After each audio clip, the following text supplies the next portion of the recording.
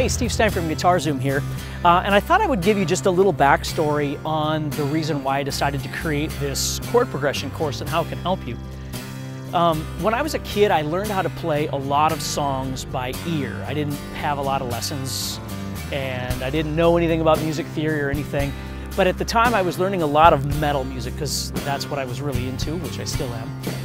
But I would learn how to play like a Judas Priest tune, or I would learn how to play, an Iron Maiden song or something, and I began to make the connection that the way the songs moved across the fretboard were similar to each other, which made learning other songs much easier.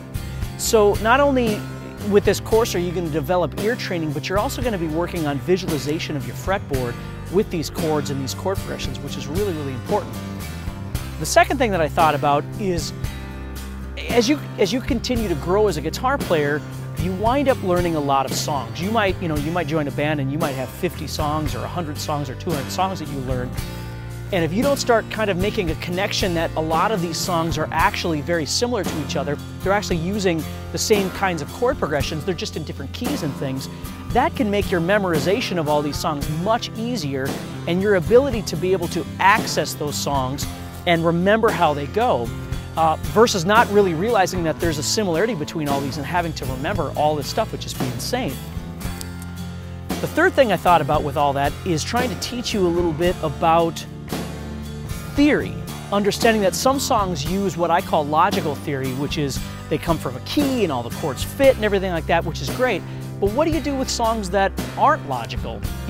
I call it the theory of rock and roll, which is songs that have kind of their own rules. You think of like metal, for instance. Metal doesn't do necessarily the traditional things that a pop song would do, but the things that metal does, other metal bands do those same things, which kind of leads to the next part. The more you learn about that kind of stuff, the more you can implement those things into your songwriting. So songwriting is a really big key with this, being able to access those elements that we're learning and be able to use them in your own play. And the final thing really is just an opportunity to learn how to play a ton of different really cool songs. In this course, I discuss elements of over 100 different songs.